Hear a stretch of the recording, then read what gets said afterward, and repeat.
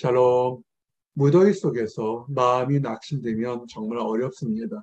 그러나 세상이 우리를 위협하고 조롱한다 할지라도 하나님이 성도를 향한, 택한 백성들을 향한 뜻은 다르게 있습니다. 예레미야 29장 말씀처럼 여호와의 말씀이니라. 너희를 향한 나의 생각은 내가 아나니 평안이요 재앙이 아니니라. 너희에게 미래와 희망을 주는 것이라. 아멘. 하나님은 우리에게 희망을 주는 것인 것을 말씀하셨습니다. 그래서 세 가지를 증거합니다. 우리의 삶이 지금 힘들고 외롭고 버림받은 것 같지만 하나님은 우리를 볼 때 평안이라 보신다는 것입니다. 이 평안을 누리기 위해서 우리가 해야 될 두 가지가 있습니다. 하나님께 우리의 간구를 부르짖으십시오. 그리고 하나님을 진정으로 찾으시길 원합니다. 평안이라. 하나님의 생각은 우리가 느끼고 판단하는 것과 다릅니다. 우리의 생각은 어떻습니까? 다른 사람들 보기에 더 많이 가지고 더 화려하고 더 높은 곳에 오면 우리가 평안하고 건강하고 인정받을 걸 생각하지만 하나님은 그렇게 세상적으로 보지 않습니다. 세상 것들은 잠시 있다가 사라지는 것이 세상 것입니다.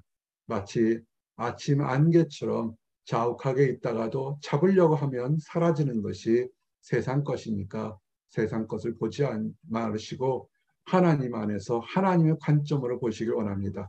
하나님의 관점은 나와 여러분을 향한 것이 이것이 평안이라는 것입니다. 하나님이 주시는 평안을 누리기를 원합니다. 우리에게 닥치는 불안이나 재앙이나 초조한 것이 아니라 우리에게 은혜로운 미래, 복된 희망을 주려는 것이니까 하나님의 말씀을 붙잡고 위로받으시기 바랍니다. 우리 주님이 이 땅에 오셔서 한 많은 기적들이 있습니다. 정말로 무리를 걸으시고 죽은 자를 살리시고 오병이어로 수천 명을 먹였습니다. 그러나 진정한 기적은 뭐냐면 우리에게 평안을 주셨다는 것입니다. 평안을 너에게 끼치노니 곧 나의 평안을 너에게 주노라. 어느 신이 어느 세상의 신들이 사람에게 평안을 주시겠습니까? 그런데 우리 주님은 이 평안을 주시기 위해서 하늘에서 이 땅에 내려오셨다는 것입니다.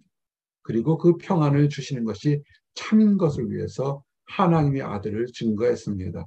그리고 이 평안은 세상이 주는 것과 다르므로 마음에 근심하지 말고 두려워하지 않을 때는 참된 평안을 주셨다는 것입니다. 하나님을 믿으십니까? 그러면 내일을 걱정하지 마십시오. 하나님이 예수님을 통해서 우리에게 주는 평안이 있음을 아시고 이 평안을 누리시기를 바랍니다. 이 평안을 받으면 많은 일들이 있지만 시편 4편 말씀처럼 내가 평안이 눕고 자기도 하리니 하나님 말씀에 따라서 평안이 눕고 일거리가 있지만 눕고 평안한 휴식을 취한다는 것입니다. 잠들기 전에 말씀을 묵상하거나 기도하시거나 이래서 하루 일과를 하나님이 주시는 평안으로 사시기 바랍니다. 나를 안전히 살게 하시는 일은 오직 여호와이시니라. 우리가 어떤 업적이나 취업이나 어떤 결과를 얻어서 우리가 행복한 것이 아닙니다. 또 다른 삶의 치열한 투쟁이, 경쟁이 연속성으로 내일 있을 겁니다. 그것이 아니라 우리를 안전하게 하시는 여호와이심을 믿고 하나님을 바라보시기 바랍니다. 하나님을 바라본다는 얘기는 하나님의 약속, 성경의 말씀을 지키십시오. 오직 내 말을 듣는 자는 평안히 살며 하나님은 많은 곳에서 이렇게 살라라고 권면하셨습니다. 그러면 그렇게 살도록 하십시오. 세상적인 방법으로 이래도 돼 저래도 돼 하나님이 약속하고 하나님이 명령하지 않은 것을 그대로 돼서 행복할 거라고 착각하지 마십시오. 하나님은 하라 또는 하지 말라 분명히 말씀하셨습니다. 하라는 것을 하고 하지 말라는 것을 안 하게 되면 재앙에 두려움 없이 안전하리라. 음욕과 더러움과 추한 것을 하지 말라 그러면 경건하고 거룩하고 평안하게 살게 될 것입니다. 그리고 하지 말라 하라 할 때 뭐가 있습니까? 담대하라는 것입니다. 세상은 우리를 위협하고 세상은 우리를 조롱합니다. 세상에서는 너희가 환난을 당하나 하나님은 그리고 우리 주님께서는 환난이 없을 거라고 얘기하지 않습니다. 환난이 다가올 것이다. 왜냐하면 우리가 하나님을 믿기 때문에 오히려 조롱하고 오히려 핍박하는 환란이 올 것이지만 담대하라. 왜냐하면 너희가 내 안에서 예수님이 주시는 평안을 맛보고 승리하기 위해서 담대하라. 내가 세상을 이겼노라. 우리 주님이 세상을 이겼던 그 평안을 너희들도 맛보고 즐기고 다른 사람에게 하기 위해서 때로는 핍박도 환란도 온다는 것입니다. 환란 속에서도 우리는 즐겁게 찬양하며 기도할 수 있는 것. 이건 주님이 주시는 평안 때문에 그렇습니다. 그렇기 때문에 이런 평안을 가지기 위해서는 영의 생각을 가지십시오. 육신의 생각은 사망이요 영의 생각은 생명과 평안이니라. 아멘. 얼마 전에 오랫동안 기도한 것이 응답받은 사람이 있었습니다. 그런데 잠시 동안 교만해서 감사를 하지 못하니까 바로 시험과 유혹이 와서 마음이 언짢은 일을 겪었다고 연락이 왔습니다. 어떻게 해야 될까요? 마음속에는 한마디 하고 싶은데 많이 참았습니다. 기도할게요 라고 했습니다. 사실은 왜 그런 일이 있냐면 하나님 앞에 간절히 간구해서 응답이 없으면 가장 먼저 감사와 함께 중보 기도한 사람들에도 감사를 돌려야 되죠. 왜냐하면 그 일은 하나님이 하신 거죠. 내가 한 것이 아니죠. 내가 한 것처럼 내 노력처럼 당장 돌아보고 교만해지니까 마귀가 시험을 오죠. 아, 나는 이 정도쯤 할 수 있구나. 육신의 생각이죠. 영의 생각은 뭡니까? 나는 부족하지만 하나님이 함께 하시고 하나님이 인도하시면 하나님의 방법대로 놀라운 역사가 일어날 것입니다. 나는 무지한 종이지만 나는 무익하지만 하나님의 도구로 사용하시면 감사하겠습니다. 하나님, 나의 인생을 어떻게 사용하실 것입니까? 내가 들어와도 나가도 어떻게 쓰실 것인지 늘 묵상하는 하나님의 영의 생각할 때 평안이 있는 거죠. 교만하지 마십시오. 유혹이 옵니다. 시험이 오는데 유혹에 생각하니까 지금 시험 받는지 내가 더러운 곳에 있는지 추한 곳에 있는지 전혀 알지를 못하죠. 왜 알지 못할까요? 하나님께 부르짖지 않아서 그렇습니다. 하나님께 부르짖게 하는 것, 그거 어떤 면에서 축복입니다. 응답받았다고 교만한 게 아니라 응답받지 못해서 지금 처절하게 부르짖는 것이 어쩌면 변장된 축복입니다. 왜? 힘들기 때문에 하나님을 부르짖어서 하나님과의 관계성이 끊어지지 않고 이어지거든요. 사람은 참 간사합니다. 편하면 하나님과의 관계선을 놓으려고 해요. 어째 그럴 수 있어요? 은혜를 원수로 갚는 거죠. 하나님께서 축복 주셨으면 더욱더 하나님께 잘해야 되는데. 그래서 때로는 너희는 내게 부르짖으며 내게 와서 기도하면 내가 너희의 기도를 들을 것이요. 힘들어서 절망 가운데 주여 도와 주시옵소서 주님 인도하시옵소서 이러면 하나님은 들으시기 때문에 지금 하나님과 이 핍박받고 고난받는 사람이 연결이 돼서 교제하고 있잖아요.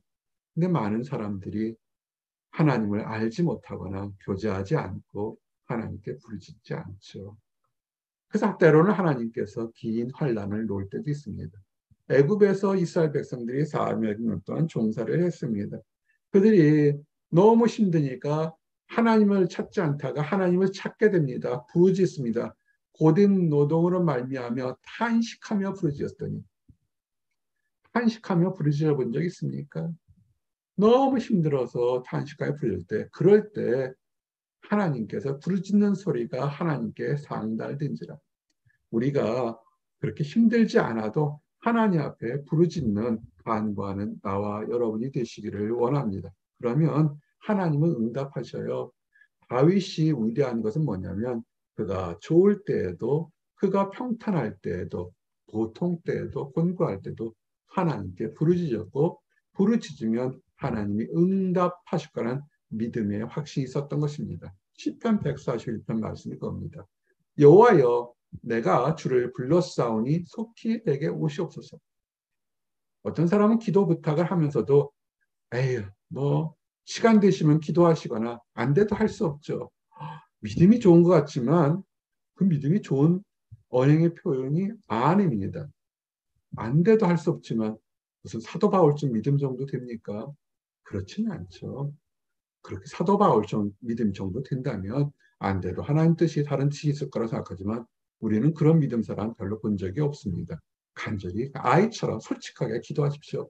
주님, 내가 이러이러한 잘못 때문에 지금 축복이 오지 않는 것 같은데 나를 깨끗하게 하시고 나를 정한 그릇으로 세워서 내게 축복 주시옵소서. 그렇지 않으면 나 망한 것처럼 음부에 내려가게 되면 하나님께 찬양도 못하는데 불쌍히 여겨주십시오. 이게 솔직한 기도가 될 겁니다. 그럴 때 하나님께서 들고 응답하시죠. 그리고 마귀의 역사는 뭐라 했습니까? 혼자 있게 만드는 것입니다. 함께 예배드리고 함께 찬양하고 함께 슬퍼할 때 혼자 떨어져 있게 하죠. 그렇지 않습니다.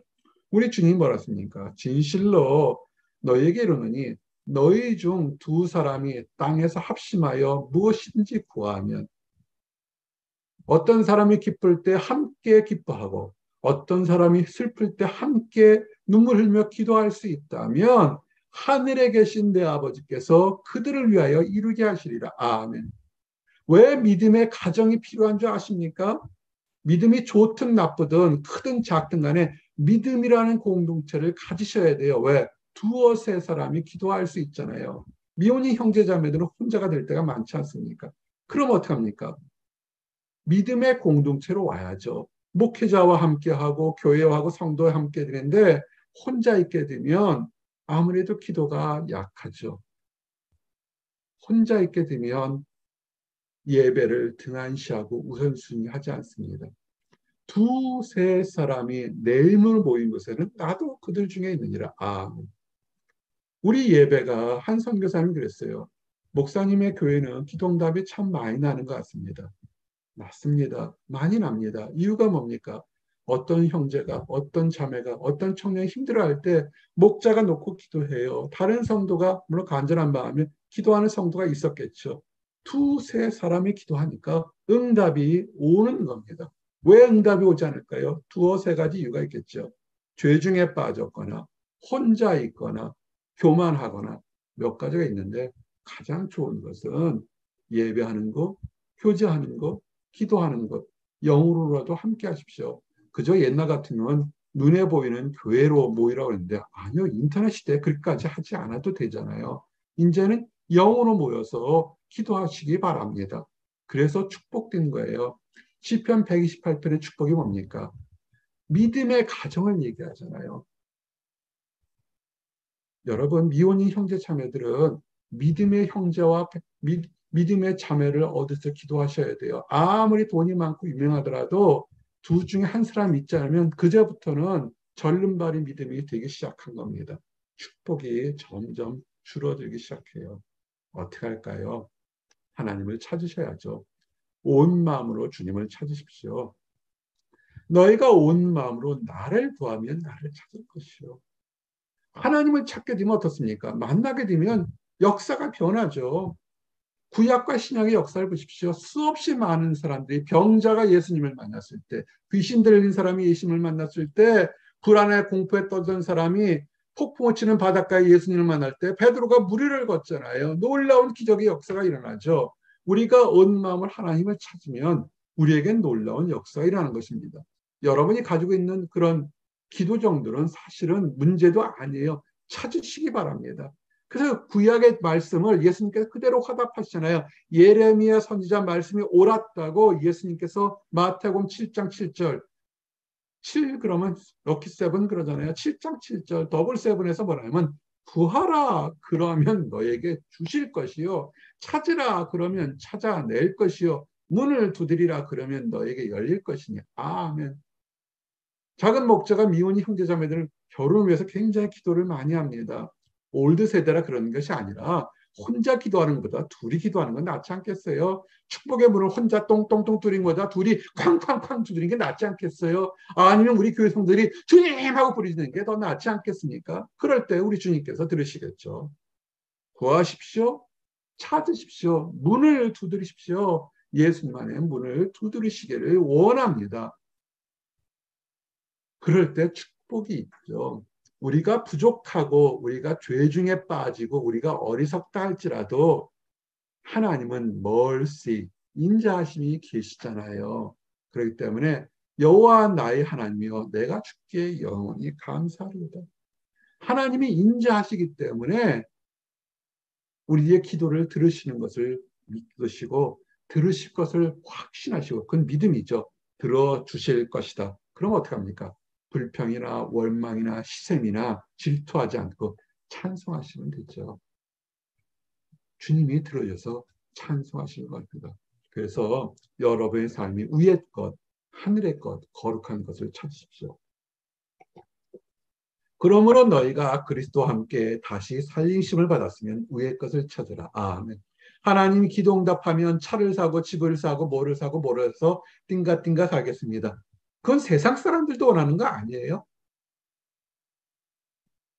기도하는 사람이 있어요. 부탁이 와요. 목사님 어떻게 해요? 저 어떻게 해요? 너무 답답해요. 그렇게 가르치는도 몰라요. 지금 뜻대로 이루어지니까 목사님 어떻게 해요? 그래요.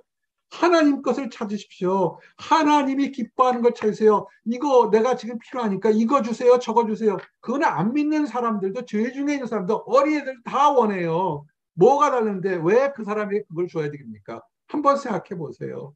왜 당신에게 이것을 줘야 됩니까? 할 때 얘기해 보십시오. 인터뷰를 할 때 직장에 직장을 가지려고 심사하는 인터뷰가 왜 내게서 오시기를 원합니까? 왜 우리가 당신에게 잡기회를 줘야 되겠습니까? 하고 물었을 때 여러분의 대답이 뭡니까?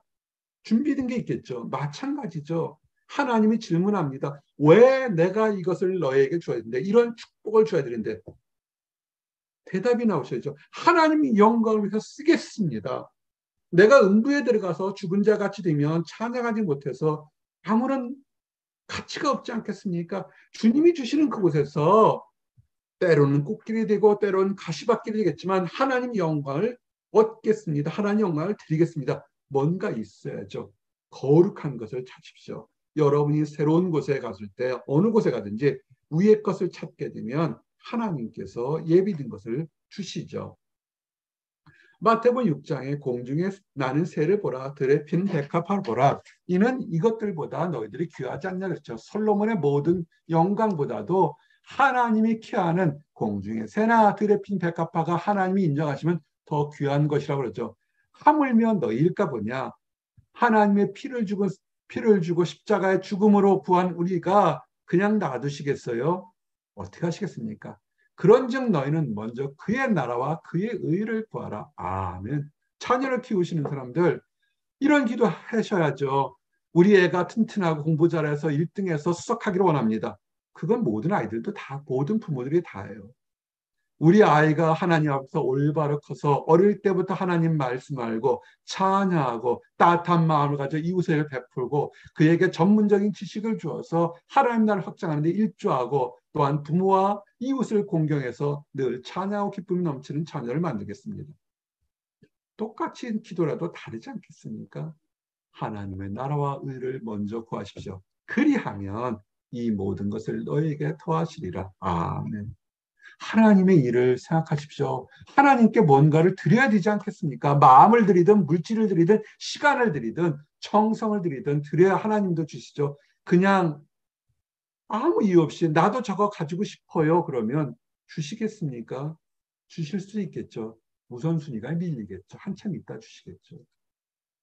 그리고 두 번째, 작은 목자가 이렇게 하나님 앞에 내려놓고 간구하라 그러면 마음 문을 열고 그 말이 진실하고 들으십시오. 우리는 땡깡 치듯이 주님 나를 살려주세요. 문을 쾅쾅쾅쾅 두드립니다.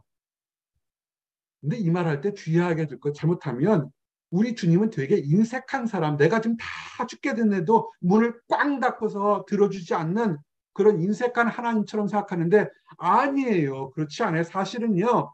볼지어다 내가 문 밖에 서서 두드리니 내가 누구든지 내 음성을 듣고 문을 열면 내가 그에게로 들어가 그와 더불어 먹고 그는 나와 더불어 먹으리라. 아멘. 사실은 우리가 문을 두드리기 전에 우리 마음을 지금 예수님께서 똥똥똥똥 두드리고 계셔요. 왜 그렇게 사니? 글리가면 틀리지 않니? 글리가면 유혹의 길이잖아.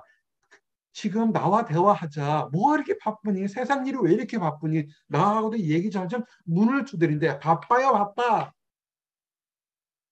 아이, 지금 내 것이 귀하지 왜 주님께 드리겠습니까? 문을 꽝꽝 닫아버리고 있어요. 그러면서 나는 지금 가난하다고 외치고 있는 겁니다. 마음문을 여십시오. 하나님이 역사하심을 믿습니다. 하나님이 큰 소리 내서 부르시면 뭐 하나 부러져요. 병원에 입원하거나 크게 다쳐서 그때 마음을 여시겠습니까? 지금 봄바람처럼 따뜻한 햇살처럼 사랑하는 누구야 부를 때 주여 내가 여기 있사오니 말씀하십시오 그래야죠. 그래 자다가도 불렀을 때 벌떡 일어나서 은혜 받은 사람이 누굽니까? 사무엘이잖아요. 사무엘아 그러니까 벌떡 일어나서 주님 부르셨습니까? 하고 지금 엘리 제사장한테 갔잖아요. 그 소리가 엘리 제사장도 들을 텐데 못 들었잖아요. 지금 여러분에게 부르세요. 좋은 일로 부르시거나 잘못됐다고 훈계하고 부르시거나 누구야 부를 때 문을 닫지 마십시오. 볼지어다 내가 문 밖에서 두드리니 누구든지 내 음성을 듣고 문을 열면 천둥 번개처럼 우르르 쾅쾅해서 큰 일일 때 그때만 와 말세다 이제 죽겠구나 이럴 때 아니라 평안할 때도 문을 여셔서 축복을 받으시기 바랍니다. 말씀을 정리합니다. 우리에게는 좋은 일도 우리에게 힘든 일도 무시로 옵니다. 우리 주님이 얘기했어요. 세상에는 환난이 끊이지 않을 것이고 가난한 자도 병든 자도 너희에게 있을 것이다. 어떻게 하겠습니까? 우리에게 부드럽게 두드리시는 하나님의 음성을 듣고 또 우리가 힘들고 어려울 땐 우리가 주님을 찾아가야 되죠. 약속이 뭡니까? 하나님은 우리에게 이 땅에서 평안을 주시고 내일과 소망, 희망을 주신 것이 하나님의 뜻인 것입니다. 그러면 우리가 흔들릴 때 하나님께 부르짖으시고 우선수의 삶의 우선순위를 하나님을 찾으십시오. 그러면 하나님은 놀라운 방법으로 내가 여기 있고 내가 너희를 보호한다고 보여주시고 인도하시고 확신시켜 주시는 것입니다. 기도하시겠습니다. 하나님 감사합니다. 너희를 향한 나의 생각은 내가 안 하니 평안이요 재앙이 아니니라 너희에게 미래와 희망을 주는 것이라. 아멘. 우리에게 보이는 수없이 많은 상황들이 있지만 그 모든 것은 축복임을 믿습니다. 하나님의 약속은 선하고 평안을 주심을 믿습니다. 아버지 이를 위해서 우리가 늘 주님과 교제하며 마음을 열고 하나님과 교제하고 하나님과 더불어 먹고 마실 수 있도록 인도해 주심을 인하여 감사합니다. 아버지 그러나 하나님을 알지 못해서 그릇된 세상적인 판단으로 세상 속으로 달려가 평안이 없는 사람들이 있습니다. 그들도 불쌍히 여기신 줄 압니다. 하나님 안에서 참된 평안을 발견한 우리들이 복음을 들고 나가서 그들에게 하나님을 사랑을 증거했을 때 그들의 마음 문이 열려서 함께 축복의 대열에 들어가도록 인도하여 주시옵소서. 늘 감사드립니다. 예수 그리스도 이름 받들어 기도드렸습니다. 아멘.